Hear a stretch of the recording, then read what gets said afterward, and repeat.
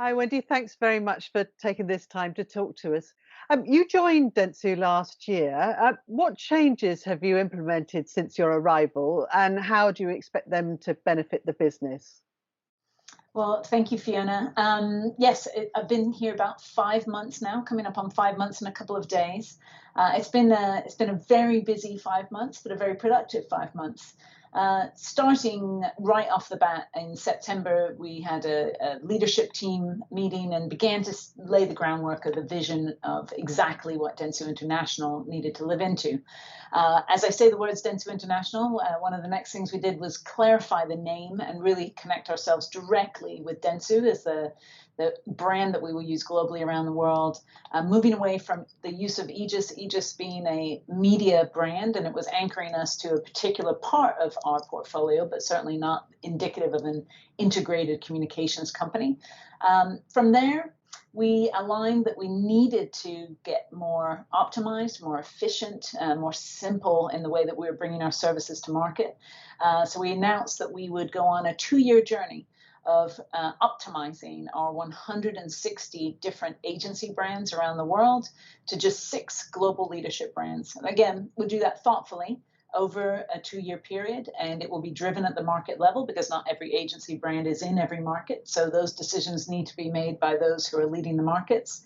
But it really starts to aggregate our capabilities in and around these core, better known, scaled brands, and I think live into what clients want from us, which is, growth, speed, and efficiency. And you can't be fast and you can't be efficient if you have way too many brands that are just simply not optimized together. As Mark Pritchard, one of our biggest clients, says, "Your complexity is not my problem." And that's what we've tried to live into. By the end of the year, Fiona, we had started to execute and implement our ATP, our Accelerated Transformation Program. This saw us taking some major restructuring into the business that allows us to start 2021 with a lot of the legacy costs that we didn't need. And when I say legacy, we restructured over 100 leases around the world. Of course, I think if COVID has taught us anything, we simply don't need the physical space that we once did. So things like that, we obviously had to make some adjustments in our workforce based on some revenue decline from last year, and then also optimize from those 160 brands. Now, as we're integrating and optimizing those, we need less leaders, and we had a whole host of C-level leaders that we could now again integrate and optimize their span and responsibility in the business. So we start 2021 with a focused energy and effort for the business. We have our ambition on a single page of paper, which we not magically call a plan on a page, but it holds our ambition. All 45,000 of our people have this single page document that has the 6 levers of our business, which is our people, our clients and partners, our work, our transformation, our social impact, and our financials. It has objectives for each, and it has metrics for each. And if you're working on something that you can't find on that piece of paper, you are asked to question why you are working on what you're working on. So this has been a huge management tool for us and a very focusing effort so that we are really aligned with what we need to do this year, which in one word would be stated as growth. Excellent. What elements of Dentsu do you think give it a competitive advantage? Oh, well, we could go on for endless amounts of video time talking about our competitive advantage. What compelled me as I looked at Dentsu as a place for myself, and as I now I've talked to probably more than 60 of our clients in the last 5 months. What compels me is, you come off a legacy of Dentsu in Japan, a 120-year-old company that just decade upon decade has been at the forefront of innovation in the business. Has an unbelievable touch with client service. I mean, this is client service is sort of a way of life in the system, and these tenured, long, rich, and expansive client relationships that we can, certainly draw upon. And obviously, as a Japanese company, a longer-term vision, an ability to see the future. That's why the innovation is so rich, and to patiently deliver into that future. So I think that is a strength.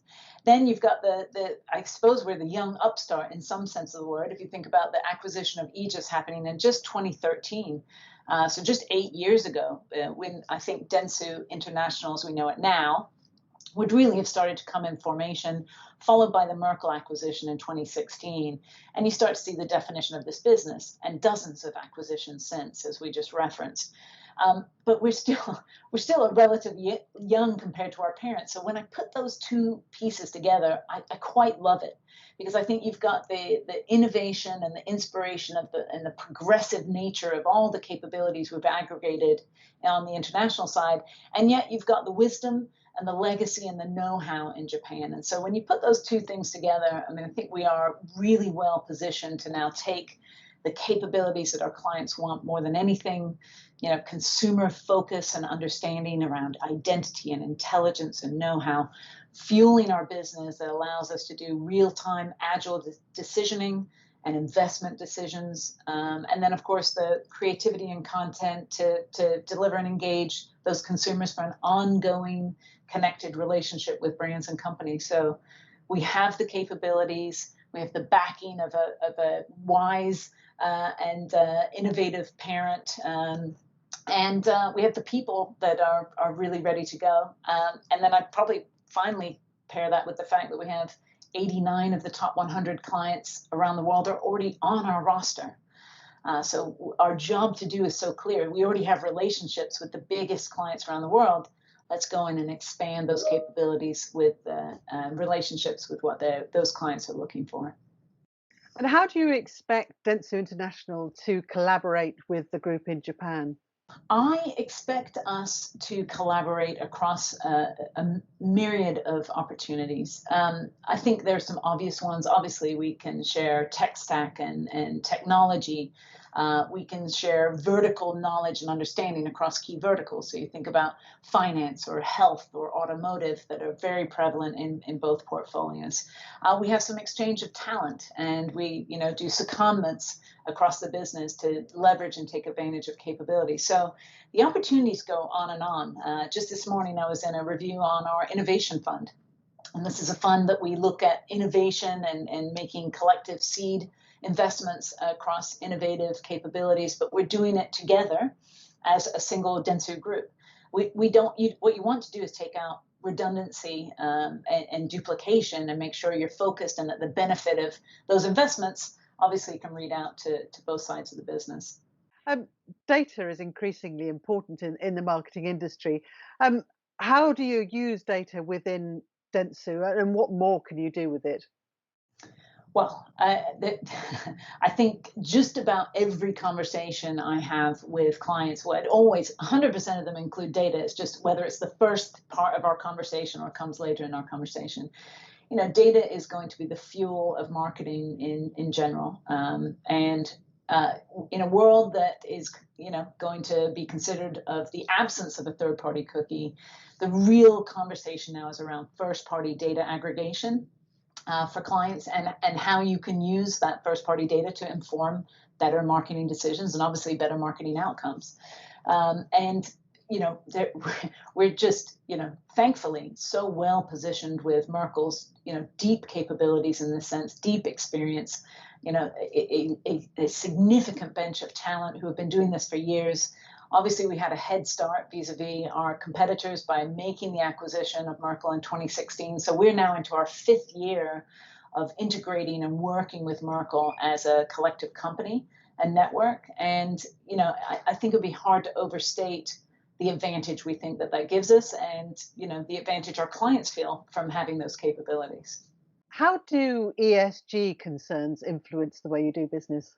So I'm glad you asked about ESG because ESG is no longer a nice to do or an optional. And I think we have seen ourselves from a social impact perspective go from a time where it was, nice to do. We're now in the phase of there's a commercial opportunity, and we're seeing many of our clients want to engage in the commercial opportunity.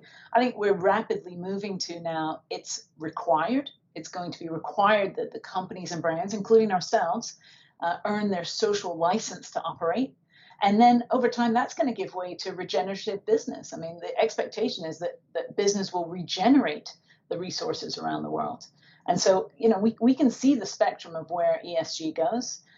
Dentsu International has been at the forefront of this.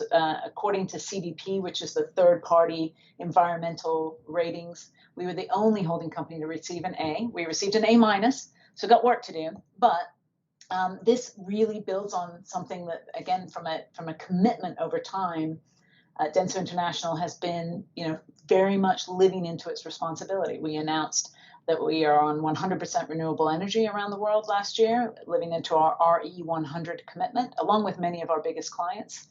We're, again, the only holding company there. And we also announced our net zero emissions commitment, that we would be net zero emissions by 2030. That's an absolute reduction of emissions by 46%, and then offsets with certified green gas projects for the unavoidable emissions. But again, the only holding company to have a net zero commitment. So this is not only critical to us owning our social license to operate, but when engaging with clients and the very big global clients that are within our portfolio, there's an expectation that we are operating this way because our clients are. And by the way, Dentsu International is part of their supply chain. So what we do counts to what they're doing when they're reporting their numbers. So this is absolutely crucial. I think the final aspect that has to be mentioned is consumers' expectations around this could not be higher.